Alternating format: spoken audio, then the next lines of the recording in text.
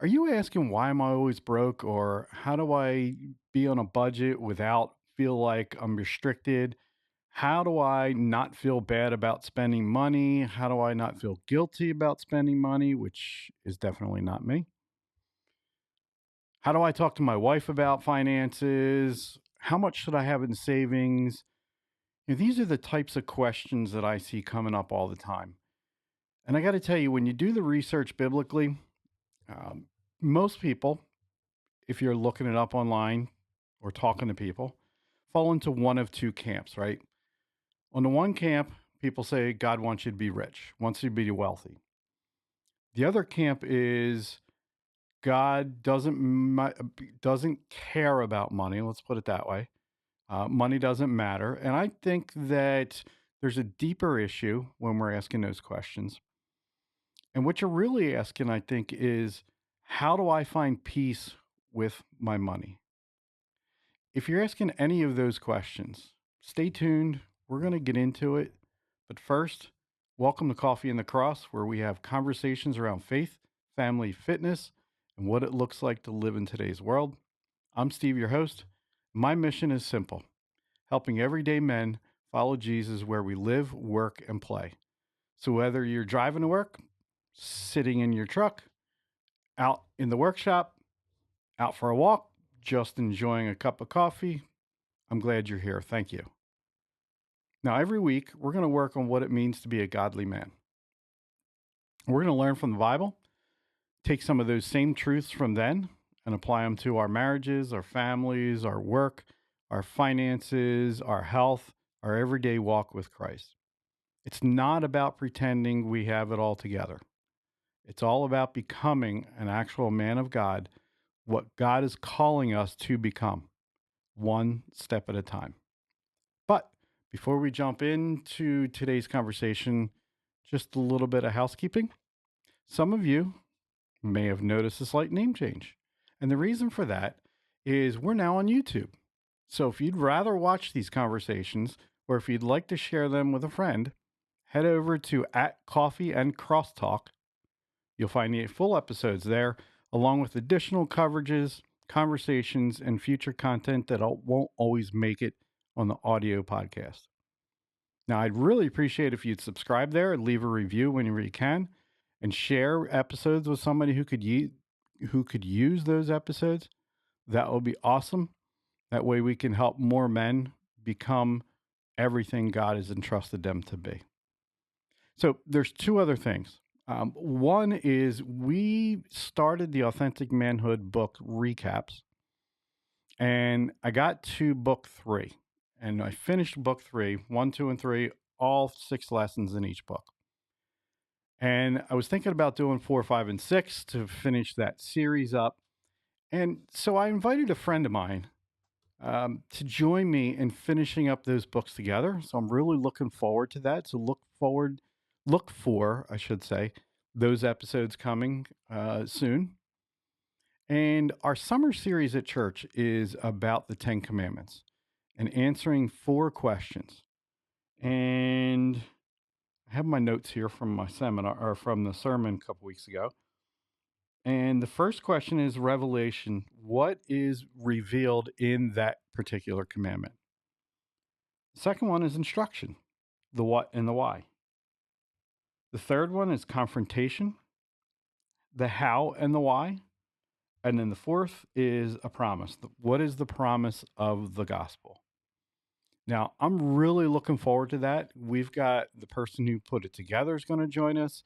We've got a couple of the teachers and preachers from our own church who are teaching this throughout the summer are going to join us. I'm excited about it. We have a couple of our small group leaders who are going to come join us also. So I think that's going to be a great series on the Ten Commandments. What I'm asking of you is if you have questions that you would like answered, please email them. There's a link in the description below, and you can go ahead and email them to us, and we'll be sure to answer them for you. All right, let's grab your coffee, settle in, and let's work this out together. So, financial fitness, what is it? why it's important, what keeps men unfit, what keeps financially fit men actually look like, or what do they look like, I should say. Where do you start? And yeah, we're going to tackle a lot today. But financial fitness is not about getting rich. It's not about having the newest truck in the neighborhood, trying to impress somebody at a red light that you only see for 30 seconds. It's not about keeping up with the Joneses, as the old saying goes. Um, it's really about financial stewardship. It's like pretty much everything else God has entrusted to us is all about stewardship. It's about being healthy enough financially that money serves your family instead of controlling it. You know, it's funny because you hear that old line that's actually a verse in the Bible that says the love of money is evil. So automatically people say the love of money is evil. But if you look at the verse, it's the love of money is the root of all evil. The root of all evil. Think about that. And that's going to be part of our 10 Commandments series, putting an idol before God. But think about how much money affects. What all does money affect? Well, it affects pretty much everything, right? Our marriages, we get stressed over it, we lose sleep over it, parenting, generosity, our ministry, our work, our peace. Money touches everything.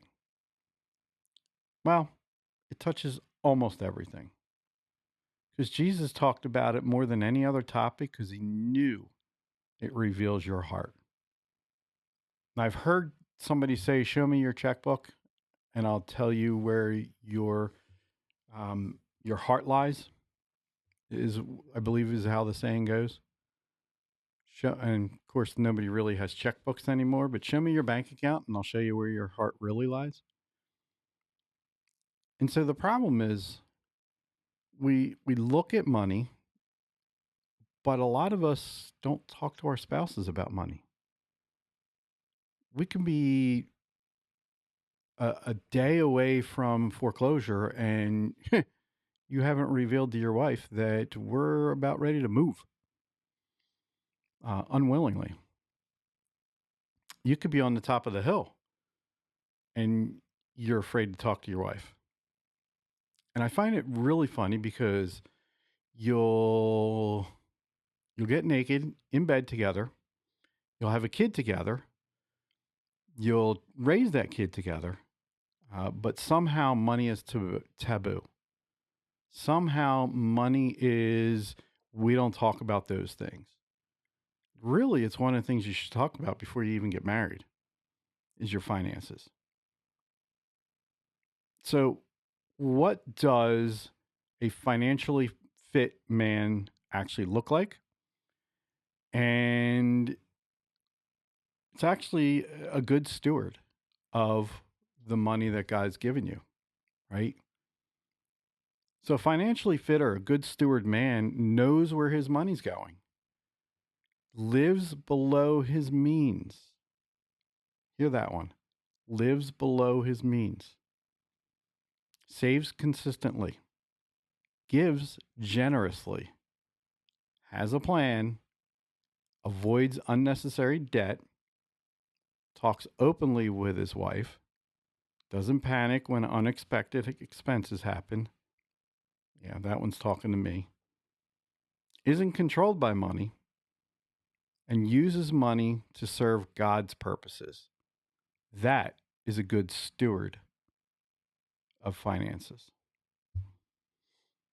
So now you might be saying, great, none of that is me, but I need to make it happen. Where do I start? Well, number one, you got to start with God. You got to start with prayer. You got to ask God, first off, to become the man he wants you to be. You've got to understand that if you don't know something, you need to research it. Talk to somebody. Find somebody in your church or in your neighborhood who's really good with budgeting. I'm sorry, who's really good with a financial plan. I know budgeting is a bad word, right? Somebody who will help you put things together but won't scold you. Somebody who will teach you. You want the heart of a teacher. Somebody who's going to sit down with you, go over your expenditures, go over your income in private, just the three of you, and you're going to put together your first spending plan. And included in that spending plan, you're going to want to build an emergency fund in there. Now, eventually, if you have no savings, you're going to want that eventually to be 3 to 6 months worth of expenses, not income, expenses. But in the meantime, if you have no emergency fund, save $1,000. It's not going to be enough to get you out of much, but it's enough to make you think, okay, I've got a little bit of breathing room. And then you're going to start paying down your debt. Stop using your credit cards, pay down your debt. I mean, you're given in some cases 23, 24% of what you've borrowed to the credit card company. And I don't know about you, but their offices seem to be a tad bigger than most houses. 74% of people, families, couples are living paycheck to paycheck. 74%. And that includes people making $500,000 a year. Let that sink in. So if you're making $100,000 and you're struggling, you think a little more money will be better?